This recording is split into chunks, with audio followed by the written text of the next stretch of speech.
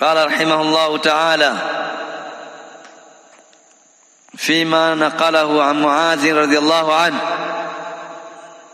أن رسول الله صلى الله عليه وسلم أخذ بيده وقال يا معاذ والله إني لأحبك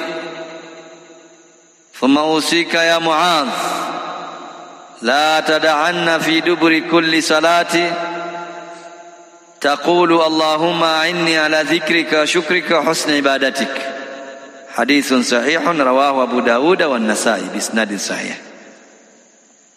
Kutoka Muadh ibn Jabal, Mtume sallallahu alayhi wasallam siku moja alimshika Muadh mkononi kwake akasema, ya Muadh wallahi inni la uhibbuk, Muadh hakika mimi wallahi ninakupenda. Na haya anayasema Mtume sallallahu alayhi wasallam kumwambia nani? Kumwambia sahaba wake mtukufu Muadh ibn Jabal. Kisha akaendelea Mtume sallallahu alayhi wasallam kumwambia Muadh, thumma usika ya Muadh, kisha nakuhusia ewe Muadh, la tad'anna fi duburi kulli salatin, usiache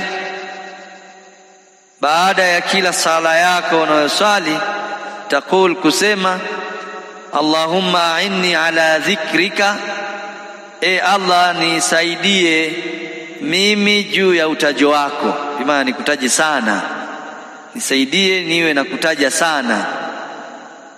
Wa shukrika, na unisaidie nikushukuru sana. Wa husni ibadatika, na unisaidie mimi katika kuweza kuzifanya ibada zako, kukuabudu wewe kwa uzuri, kukuabudu wewe kwa uzuri. Husni ibadatik. Hadithun sahihun rawahu Abu Dawuda wa Tirmidhi bi isnadin sahih. Hadith Abu Dawud rawahu Abu Dawud wa An-Nasa'i bi isnadin sahih. Qala rahimahullahu ta'ala fima naqalahu an Anas radhiyallahu anhu anna rajulan kana inda an-nabiy sallallahu alayhi wa sallama famarra rajulun bihi. Nasema Imam an-Nawawi katika hadithi ya kutoka kwa Anas, kwa bwana mmoja alikuwa kwa Mtume sallallahu alayhi wasallam, famarra rajulun bihi, akampitia Mtume, akapita mtu kwake yeye, mara rajulun bihi, faqala ya Rasulullah inni la uhibbu hadha. Baada ya kupita yule mtu aliyekuwa amekaa na Mtume sallallahu alaihi wasallam, akamwambia Mtume, ewe Mtume wa Allah, inni la uhibbu hadha, hakika mimi ninampenda huyu, hakika mimi ninampenda huyu mtu. Faqala lahu an-nabi sallallahu alaihi wasallam, Mtume sallallahu alaihi wasallam akamwambia, a'lamtahu, je umemfahamisha kwamba unampenda?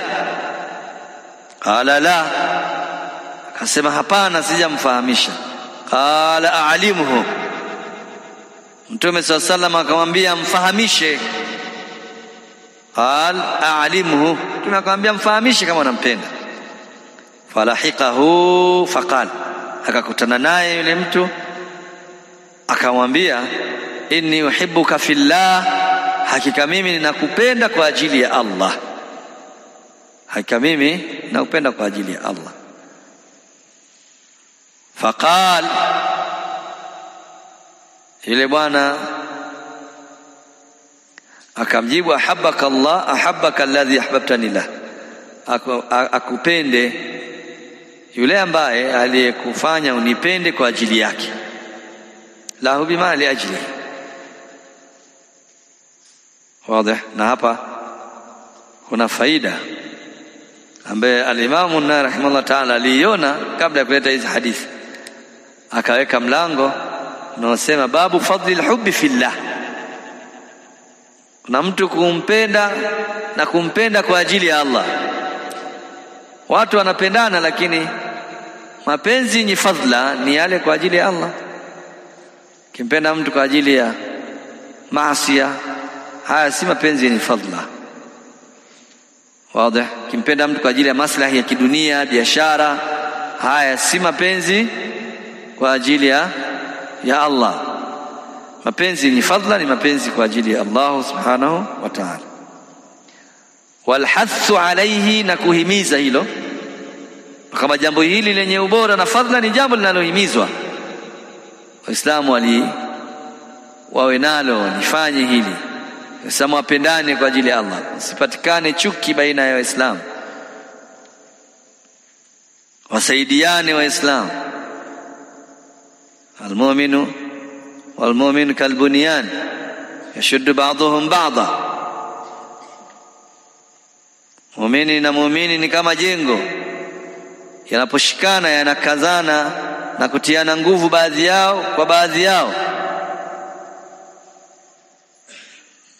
Muumini na muumini ni kama kiwiliwili kimoja, jasadin wahid idha ishtaka minhu udhun.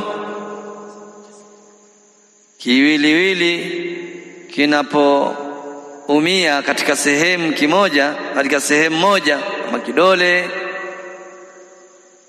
au jicho au sikio, tadaa bihi sairul jasad bisahari wal humma, kila sehemu iliyobaki katika kiwiliwili ishtaka, inapata maumivu, inalalamika kwa sababu ya yale maumivu yaliyopatwa na mwenzake. Lakini una nyoka kwenye mguu, basi mwili mzima haulali vizuri, haunge na mfano wa wadudu hao.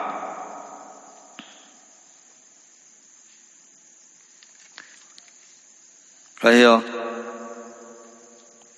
hadithi hii ndiyo hadithi ambayo inatumalizia mlango wetu. Wa hadithun rawahu Abu Daud bi isnadin sahih. Pokea Abu Daud kwa isnadi iliyokuwa sahihi.